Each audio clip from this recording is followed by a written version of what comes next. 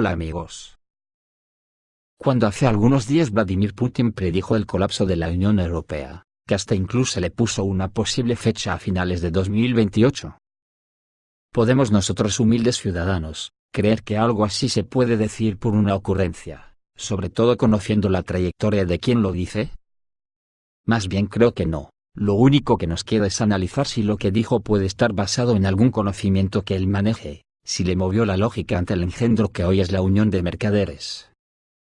O incluso, si sería porque él tiene herramientas para ayudar al colapso si la Unión Europea sigue acosando a Rusia con sanciones y con su brazo armado OTAN. Putin dijo que estaba observando con alarma lo que está sucediendo ahí, en referencia a la Unión Europea. Si la Unión Europea colapsa, no solo las economías de sus miembros sufrirán, sino todo el sistema circulatorio que la globalización ha hecho común a muchas naciones. Y al parecer por ahí van los tiros, según Putin, es la economía la que puede convertirse en un factor de desintegración dentro de la Unión Europea. Yo creo que esto no se refiere a la crisis económica, sino al crecimiento económico en las fronteras orientales de la Unión Europea, que perderán pronto el chupar de la piragua común, para convertirse en donantes a las arcas comunes. Unas arcas enormes, que se tragarán por la gran garganta de las burguesías. Que todo lo que puedan exprimir a sus tontolabas de súbditos, se les hace poco. La lógica aquí es transparente. Si bien Bruselas financia una variedad importante de programas de desarrollo, y envía subsidios directos a Europa del Este, lo hace porque necesita ganarse a unas poblaciones suavizando los contrastes y reduciendo la brecha entre los antiguos estados de la Unión Soviética y la vieja Europa. Para estados como Polonia, Hungría, Rumanía, los Bálticos, y otros, es beneficioso ser parte de la Unión Europea, a los que la propaganda capitalista los ha metido de lleno en una posverdad de la que luego hablaremos, haciéndoles creer que están dentro de un castillo de chocolate, como en el cuento de Hansel y Gretel. Pero tan pronto como estos países se conviertan de receptores a donantes, y se vean obligados a prestar sus propios fondos para apoyar a los que estén rezagados, y vean cómo engordan el culo las burguesías financieras, pueden perder todo deseo de seguir en la Unión Europea. Este proceso es absolutamente inevitable. La única pregunta que queda por hacer es el momento, y es obvio que el Brexit acelerará el enfoque de esta fecha, porque Gran Bretaña fue uno de los donantes. Y cuando han visto que ahora parte de unos recursos que no tienen, van a parar a países a los que antes miraban por encima del hombro. Es cuando empiezan a salir las esencias verdaderas de sus entrañas, y es por eso que estamos viendo aflorar de una forma alarmante el nazismo por todas las poblaciones europeas, pero donde muy significativamente se acrecentan es precisamente en los países del este de Europa. Actualmente, las economías de Europa del Este están, en principio, creciendo más rápido que las economías de Europa Occidental, con la excepción de los estados pequeños, y de Irlanda. En el antiguo bloque soviético, el aumento anual es del 3 al 5%, en el oeste, en el mejor de los casos es hoy de un 2%, y las economías más grandes tienen alrededor del 1% de crecimiento. Está claro que esto se debe, entre otras cosas, al efecto de que parten desde rentas más bajas y las ayudas les dinamizan sus economías. Los rezagados se ponen al día muy rápidamente y el progreso en su caso es obvio. Pero luego les llegan los buitres con las rebajas, y es ahí donde el fascismo que se está arraigando en sus ciudadanos, le empiezan a echar la culpa a Bruselas, y es ahí donde empezará el baile. A Estonia, Hungría, Polonia, la República Checa y Eslovaquia, que son relativamente prósperas, les está yendo mejor que a otros. Su población ya ha alcanzado un nivel de ingresos alto o al menos satisfactorio. Y una coincidencia milagrosa, son estos estados los que constituyen su propia asociación política, que se opone firmemente a la Bruselas oficial. Curioso, ¿eh? Estamos hablando del Grupo Visegrad, formado en 1991. Este grupo tuvo su origen en una cumbre de los jefes de Estado y Gobierno de Checoslovaquia, Hungría y Polonia, el 15 de febrero de 1991. Václav Havel, por parte de Checoslovaquia, Lech Walesa, el presidente de la República de Polonia, y József Antall, el primer ministro de la República de Hungría. El encuentro se llevó a cabo con el fin de establecer una cooperación entre estos tres estados.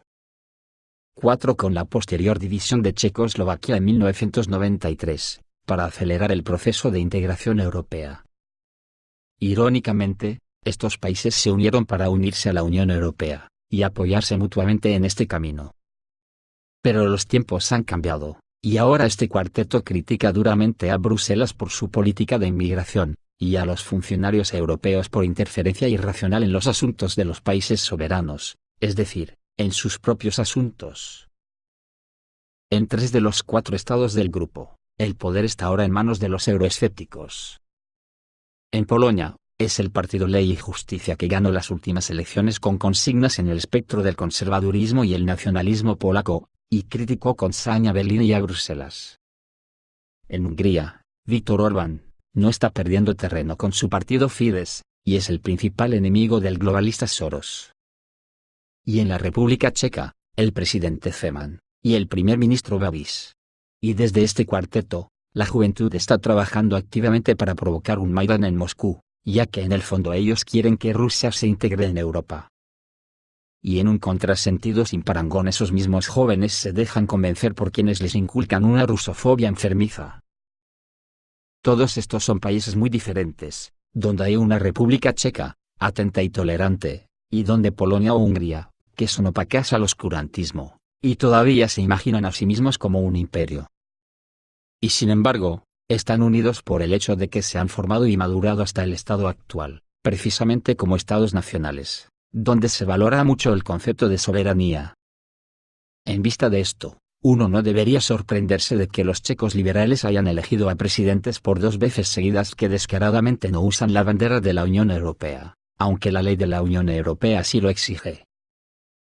A los ojos de muchos polacos, húngaros y checos, la burocracia de Bruselas, enemiga de sus tradicionales orgullos nacionales, les hiere su orgullo nacional, y el rechazo de los euroburócratas no elegidos en las urnas y dudosamente efectivos, que intentan poner a los estados de la Unión Europea, todos ellos muy diferentes entre sí, bajo un mismo denominador común.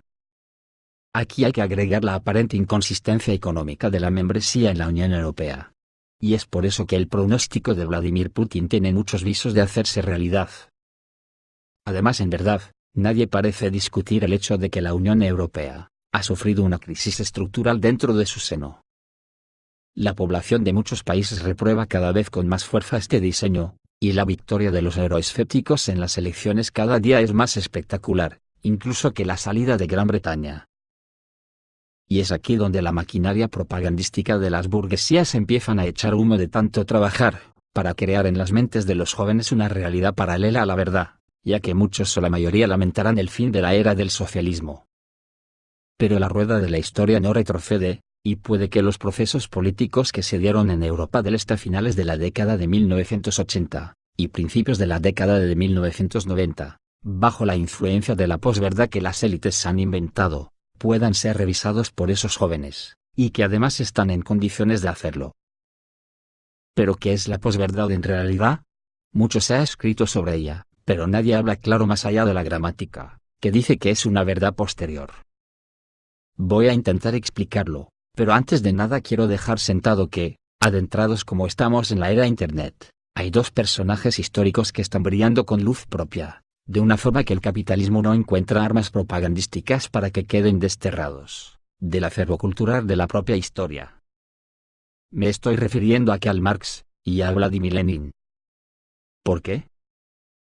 Estos días precisamente la OTAN está celebrando en Londres su 70 aniversario. No sé qué celebran de verdad, a no ser que celebren ser insignes representantes de la posverdad, y los ejecutores de que la Unión Europea no sucumba ante la verdad.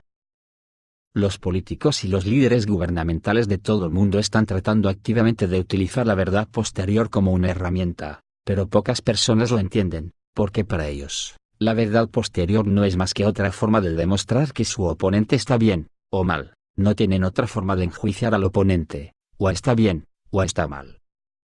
Pero, de hecho, la posverdad implica la existencia simultánea de muchas verdades diferentes. La izquierda tiene su propia verdad, la derecha tiene la suya, los ecologistas radicales tienen la suya, los partidarios de su propia teoría de la conspiración, y los científicos tienen la suya, y los fundamentalistas religiosos tienen la suya. Y ya no existe la ley aristotélica del tercero excluido, cuando 2 juicios, uno de los cuales niega al otro, pueden ser verdaderos o falsos al mismo tiempo. Ahora hay tantos juicios, tantas verdades, que dice adiós a los clásicos. Y entre estas muchas verdades no hay una brecha, una franja neutral, no hay oportunidad para la discusión y el compromiso. Lo que nos lleva directamente a que el tercer excluido, tiene que ser Marx, o Lenin. O ambos. Durante la Guerra Fría, cuando solo había dos verdades, la oportunidad de compromiso permaneció. Ahora, en la era de muchas verdades, o sea en la posverdad, nadie acepta comprometerse. Es decir, la posverdad subyuga a los políticos modernos, los priva de la libertad de maniobra, los convierte en esclavos ciegos. Y convierte sus soflamas desde sus púlpitos en toda una proclamación sofista. Así que vamos a poner a la posverdad en su sitio. Ahora más necesario que nunca, porque otro de los brazos armados del capitalismo son las noticias falsas, acuñadas con el nombre de fake news, difundidas por los mismos que han sostenido a la posverdad como verdades absolutas, dejando a la inmensa mayoría de ciudadanos en la creencia de que la posverdad que a él le han inculcado es la única verdad. El yo soy así, y pienso así, se ha adueñado de las mentes de millones de personas, que además se creen a sí mismos que forma parte de su propia personalidad, y ni de coña se les puede convencer que son víctimas de una posverdad concreta, que nada tiene que ver ni con la verdad en sí mismo, ni con la realidad. Y esto es lo que nos lleva directamente a Marx, y a Lenin. Mucho se suele hablar de que la verdad nos hace libres, y es cierto, por eso normalmente las posverdades salen a la palestra, para tapar la verdad que a alguien no le interesa que veamos. También se filosofa mucho, con que no existe la verdad absoluta, que nadie estamos en posesión de la verdad absoluta. Es por eso que yo tengo que reconocer que alguna verdad absoluta sí existe. Es por lo que me remito a Marx, y a Lenin. Toda la teoría de Marx es cierta, y la primera de todas es, que Marx a lo largo de su trayectoria, la principal enseñanza que nos deja, es que aprendamos a pensar. Para definir el marxismo, sus derivas y transformaciones posteriores a su nacimiento, se tiene que enfocar bajo el prisma de que nació como un mecanismo ideológico, para poder estructurar desde las esferas intelectuales un discurso que llegara a dotar a la lucha obrera de un espíritu unitario, internacionalista y colectivo, para afrontar la lucha contra el capitalismo. Y es aquí donde radica una de las verdades absolutas. Como es, que en una sociedad donde el 99% de las poblaciones son de clase trabajadora y productora de la riqueza, y sin embargo las rentas de ese trabajo van a parar al otro 1% de la población que a su vez son los dueños de los grandes medios de producción. Entonces Marx nos enseñó a no aceptar esa desigualdad, a concienciarnos como clase, y a luchar por ella. Por la otra parte tenemos a Lenin, que al margen de llevar el marxismo a la práctica revolucionaria, desarrolló su pensamiento para que no caigamos en la trampa de las posverdades, que a buen seguro sabía que el capitalismo se inventaría, para que la esencia marxista quede difuminada en un mar inmenso de posverdades. Esto ahora en los tiempos de Internet está quedando más que claro que es así. Cuando Lenin dejó escrito su pensamiento: los hombres han sido siempre, en política, víctimas necias del engaño ajeno y propio, y los seguirán siendo mientras no aprendan a descubrir detrás de todas las frases, declaraciones y promesas morales, religiosas, políticas y sociales, los intereses de una u otra clase. Esta es otra de las verdades absolutas. Por eso los profesionales del engaño se dedican a taparla con cantidades enormes de posverdades, para que la auténtica verdad sea difícil de encontrar en el pajar de las posverdades. Y en este inmenso pajar, nos encontraremos con posverdades asombrosas, llegando algunas a ser infumables intelectualmente, como las religiosas, y las ideológicas, con las que se han pasado de frenada, y ya, ni ellos mismos se creen que la posverdad que inventaron como posverdad, sea una posverdad, sino una verdad absoluta. Ejemplos hay miles, pero voy a hacer alguna reflexión sobre cómo no se apean del caballo si alguien no los descabalga. Digo yo que será, porque tristemente hay receptores que el engaño les gusta y se suben al carro del autoengaño, negándose incluso a pensar, si ese pensamiento le puede sembrar alguna duda sobre su posverdad. Y es por eso que yo todavía no he visto a nadie de derechas defender su ideología fundamentando de por qué es mejor que toda la economía del planeta tenga que estar en manos privadas de un 1% de la población, viviendo a cuerpo de rey. mientras que casi la mitad de la misma se muere de hambre y necesidades. Creo que vosotros tampoco lo habréis escuchado, por la sencilla razón de que es un auténtico exabrupto antirracional. Y si alguien defiende algo así queda marcado. Entonces, ¿a qué han recurrido siempre para fundamentar su falacia?